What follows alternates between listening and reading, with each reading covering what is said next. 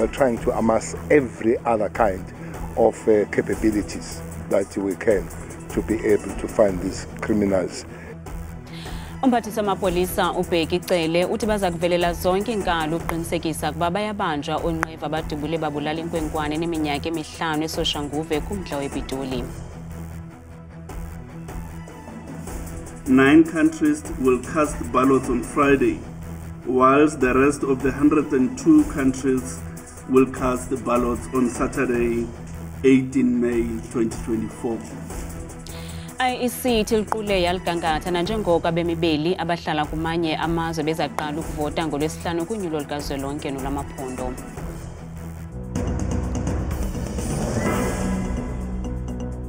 Sinamkele kwindaba zethu ngokuhlwanje andambe ndodwa ndamba nokuphumza sekhumba noyitolikyo lwimi lwezandla Botani Mzonzundu.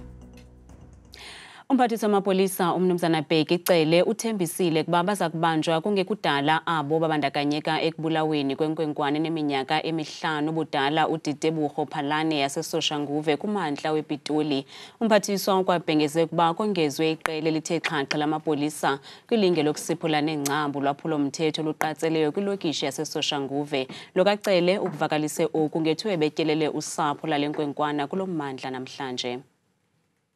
Ugalelekile kwilokishi yaseSoshanguve kumantla ePitoli namhlanje umphathiswa wamapolisa umnumzana Bheki Cele ephelekwe ligqiza eliphezulu lesipolisa nalapho ebeyokuvela kusapho lenkwenkwana eneminyaka emihlanu ubudala uDitebugo Phalane. Lenkwenkwana idutyulwa yabulawa ngethuba kuqweqwediswa isithuthi eSoshanguve ngempelaveki.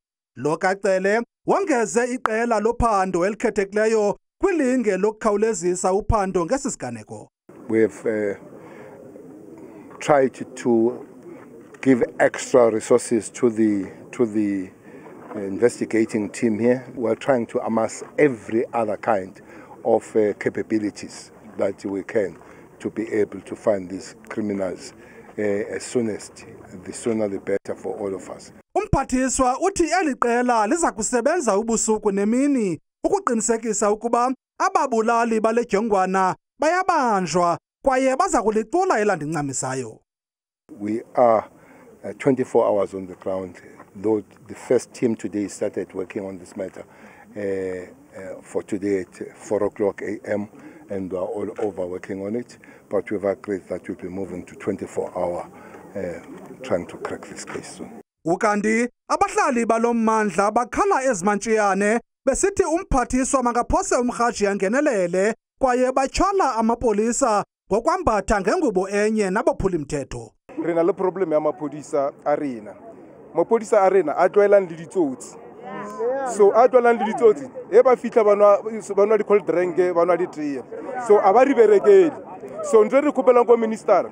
Re khopela re minister aba swipe a tseba go Zulu Natal aba tlisemo a tseba aba iso go Zulu Natal. Resources tsa a re tshepele gore di tlo thusa ntwe re kopang fela go gore Bheki Cele minister wa maphodisa at least either the nearest police station re kopela police station engwe because Reed Heart is too far. Ukukhawulelana nezizikhalo zabahlali umphathiswa uvakalise ukuba bongeze inani lezithuthi zamapolisa kwakunye namapolisa kulommandla ukusiphula nengcambu ulwaphulo mthetho oluqatseleyo.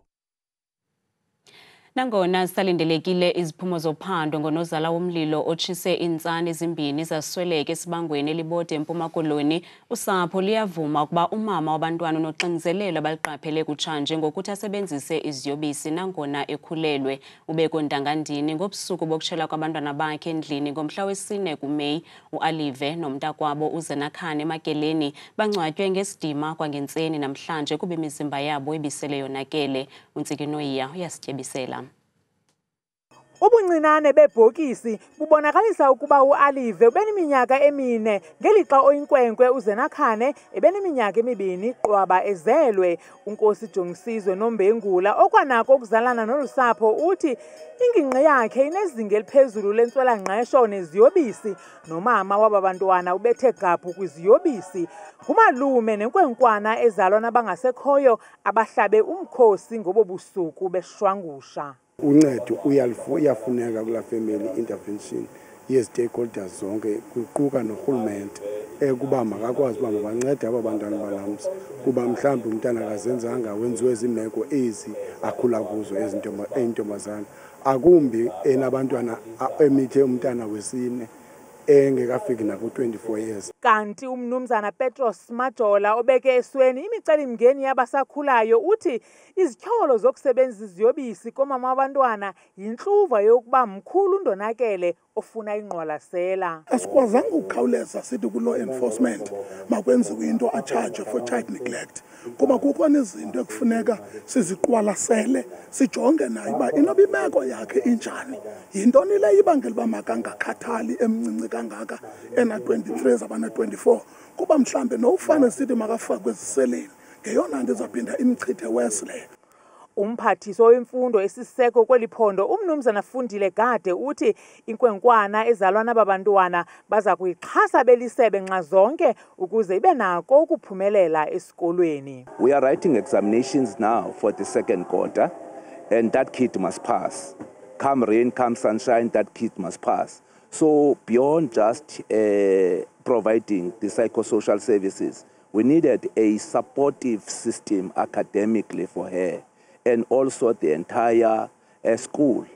Lenkwenkwana unina nomalume bayinikiwe inkonzo yokuphulula imiphefumulo ngonontlalontle. Nanjengoko iMveku Alive noZenakhane bebekwe kwindawo yabo yokuphumla ngoncedo lwabangcwabi basekuhlaleni Felefele, icekwa ngoku lilele kumasipala waseNyandeni othembise ngokwakhela olusapho ikhaya elindilisekileyo alihlinzeke nangezinye iinkonzo zikarhulumente.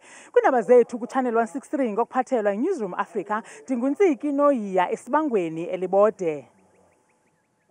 Ogqirha abaqhaqha imizimba bathi batsala nzima ukufanisa eminye yemizimba nekhutshwe kubugoxo besakhiwo saseGeorge eNtshona Koloni ngabantu abangama-33 esele befunyenwe bebhubhile logama kusakhangelwa abali-19. Yimizimba yamaxhoba amathandathu esele inikezelwe kwiintsapho zawo. Abezohlangulo bathi imizimba abayifumanayo ngoku sele iqalisa ukonakala. Ukanti kumemelelwa kwiintsapho ukuba zize ngaphambili ukuze zijonge amalungu wazo. Umbutho wesisa iGift of the Givers unceda iintsapho zamaxhoba ngento esiwa phantsi kwempumlo. We've busy preparing food parcels for the families that's been affected. We handing equipment and the necessary needs to those that's actually assisting with the rescue services. Ukanti lo mbutho wesisa uthi ufumana inkxaso yokuxhasa ezintsapho koosomashishini baseGeorge. People opening up their pockets. We've just received this little teddies that we received from tiny teddies for tiny tots that was crafted overnight and sent to us to be handed to all the family members. Ukanti amaxhoba asesibhedlele ali-12 kwaye abeenkonzo zohlangulo babila besoma bekhangela le mizimba.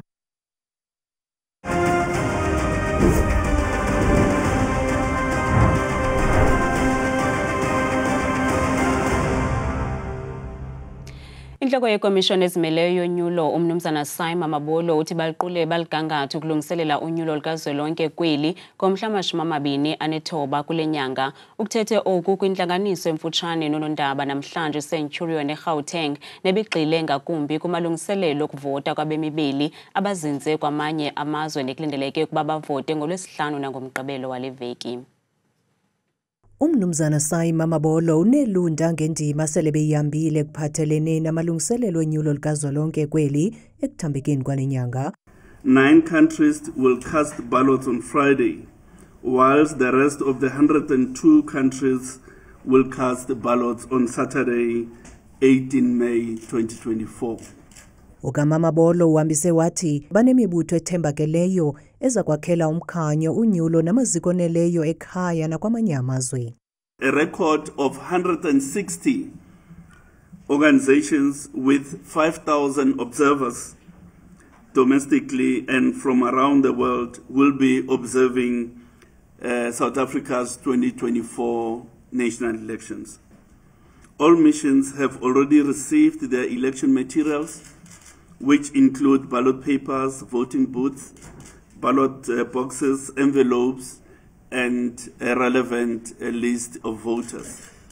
Ukwathe zingaphaya kwesigidi izicelo zokuvota ezikhethekileyo abathe bazipasisa beyikomishoni. The commission approved a total of 1.6 million special votes applications, of which 624,000 are for voters who will be visited at their homes or places of confinement. Ikomishoni iza kuphehlelela ngokusesikweni iziko lokubalwa kweziphumo zonyulo ngomhla wama-22 kuMeyi yaye kuchongwe iGallagher Convention Centre eMidrand.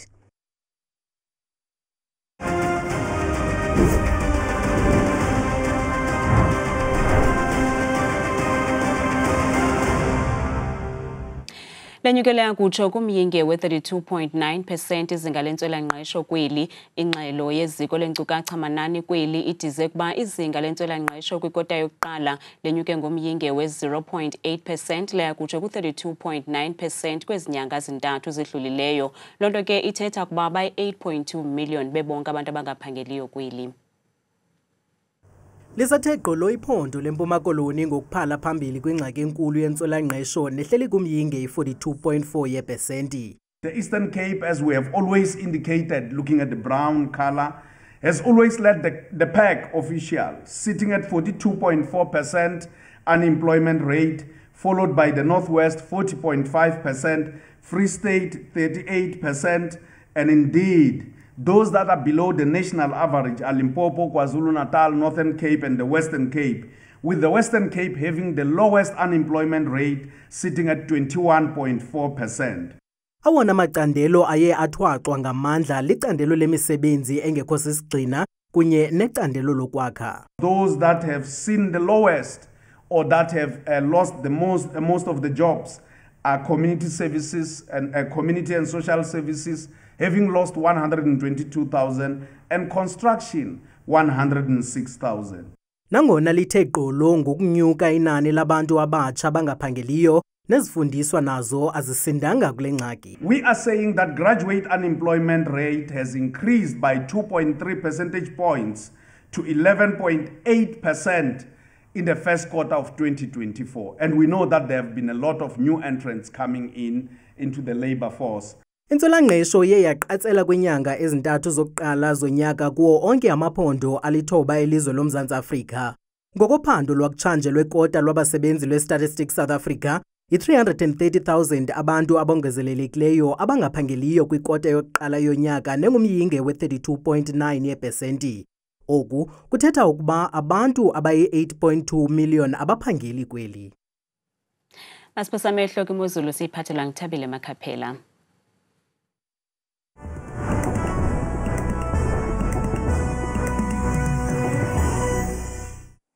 Nkosi kakhulu ke badikela kwidesika yakho yena baba ndibulise nawe mzontsudi wami apha ekhaya ndikwamkele bethuna eqongeni lam lemozulu mna kaloku ndikuthabile Makhaphela uMamthembu namhlanje la ngomso ithi imozulu. Xa sivula ngokubazi ke mbukele ekhaya ngokubazi siphawule kaloku imvula imimoya ukunetha kwemvula lokutshisa kwelanga apha kaloku kuMzantsi Afrika nje uphela njengobona bukela apha kumbindi futhi pha kodiyara noxa kubanda pha ekuseni futhi ngaye kaloku la 12 degrees bavuka ngaye baba kamanzi nemini ngamafu nje ngephi ka26 degrees mbukela wami ekhaya amaqondo wakho aphansi naphezulu komso sivula kaloku pha futhi lipho loqala lethu liphaya eMpuma Koloni indawo esifana nohafu pha ekuseni futhi ngo13 degrees kube butshisa pha ngorhatya futhi ngo30 degrees ebusuku. Ukanti yona imozulu bukele apha kumbindi eMzantsi Afrika kulapha kaloku eFree State umzekelo pha bukele koFixburg kwasekuseni kuyabanda phaya imeko imaxongo ngo7 degrees kuphole kamandi pha ngorhatya futhi bukeli wam ngamashumi nje asakhatsho kaloku sisihlanu. Benje pha ephondo laseNtshona Koloni ngomso indawo ezikwimpuma yelaphondo njengapha kaloku eGeorge kuMazantsi futhi ngo13 degrees bukeli abikiwe futhi kakhulu amafu pha emini ka35 degrees. Nanto kaloku imozulu pha ephondo laseNorthern Cape ngomso phaya kumantla weliphondo phaya eAppington kuyatshisa bevuka nje ekuseni ngomso ngo17 degrees lihlebe kamandi futhi ilanga bukeli phaya ngamashumi 3 nje kuphela yonke la mini. ukade imozulu phaya ephondweni mukeli lapha eNorthwest ngomso koMoruleng kwasekuseni futhi uphole kamandi nje phaya ngo-11 degrees abikiwe lo mafu esiza nelanga ka-27 degrees phaya xa kuvalwa imini yangomso zebeje nje bukele kaloku apho sikhoyo kuseGauteng province kumazantsi weli phondo indawo ezifana phaka lokho Fernie negekuseni kube bubanda nje ekuseni kancinci ngo-8 degrees itshintshe ibenhle la mozulu futhi ngamashumi nje akhatshwa sisine xa siqhuba nemozulu sijoga phaya ephondweni laseLimpopo phaya ngomso koThabazimbi phaya ekuseni futhi nazo kaloku iziphaluka ngo-12 degrees intlelameko futhi bukele zibikiwe imvula nendudumo ngo-25 degrees phaya ebusuku baphila ngohlobo phaya ephondweni laseMpumalanga ngomso koMiddelburg kuyabanda ekuseni ngo-8 degrees bayivale kamandi imifu qabaqabathe ngamafu ka-23 degrees sehle njalo ke bukujoga lokhu imozulu yethu phaya xa siyivala futhi ngephondo lethu laKwaZulu Natal phaya ngomso kwasekuseni bona uphila phaya kaloku koNewcastle phaya ekuseni futhi uvuswa lishumi inhle iqongile imozulu yakho futhi ngamashumi nje abenesikhathi xa bevala yona imindabo ngomso itsho kaloku ubukela imeko apha kwami mna ndodwa ndithetha kangaka xeshela imiyole